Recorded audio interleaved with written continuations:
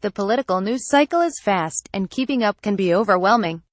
Trying to find differing perspectives worth your time is even harder. That's why we have scoured the internet for political writing from the right and left that you might not have seen. Has this series exposed you to new ideas?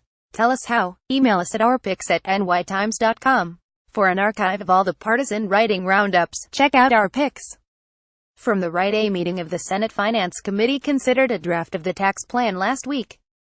Eric Thayer for the New York Times. Matthew Walther in the week. The bill is also not as bad as its hysterical critics want you to think. Mr. Walther is not sure the tax plan before the Senate is going to pass, much less be signed, in its current state. However, the bill's critics, he argues, are overstating their case.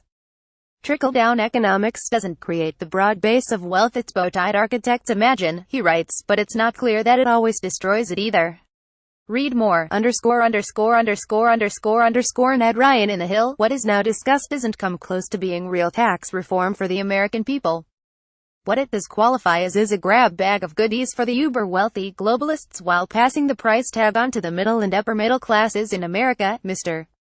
Ryan is disappointed that the current tax overhaul plan does not do more to cut taxes for middle-income families.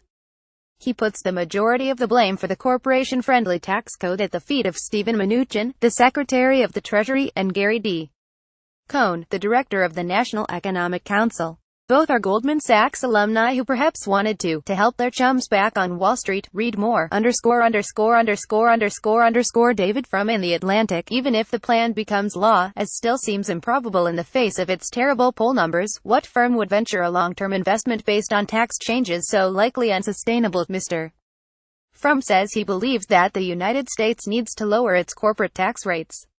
But he is worried that, given how unpopular the current version of the tax bill is, Republicans will not be able to achieve lasting change before Democrats sweep the 2018 elections.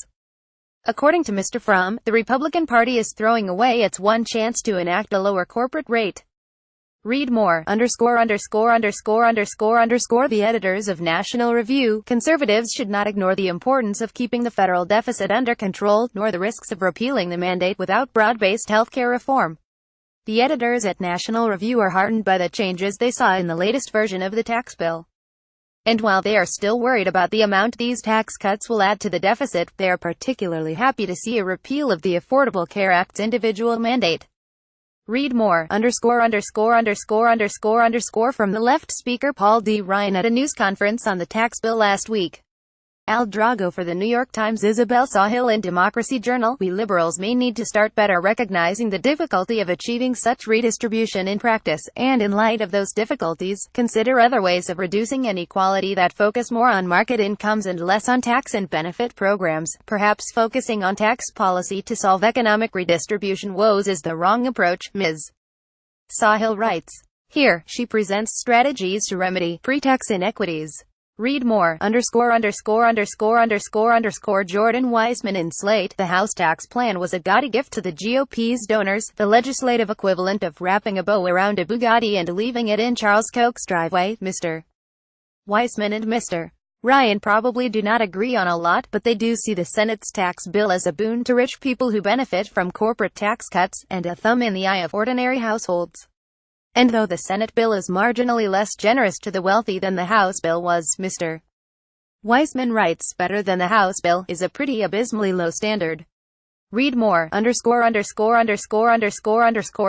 Chait in New York Magazine. The tax code is imperfect now.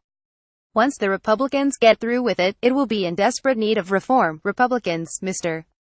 Chait argues, are rushing through a flawed tax bill because they know that extended public debate and scrutiny of their already unpopular plan would only subject them to more public backlash. His article chronicles some of the more obnoxious features of the plan, including a tax break for owners of private planes and a tax increase on graduate students. Read more, Finally, from the center. The editors of Bloomberg View. It's not that their plans are timid. They would amend almost every aspect of the tax code. It's that they lack any coherent theory of reform. The editors of Bloomberg View find very little to celebrate in the new version of the tax bill. They contend that this version of the plan makes an already complicated code more complex and includes countless gimmicks to disguise its true fiscal impact.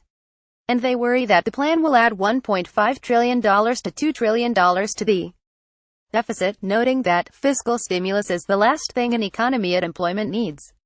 Read more, __________________ want the partisan writing roundup in your inbox.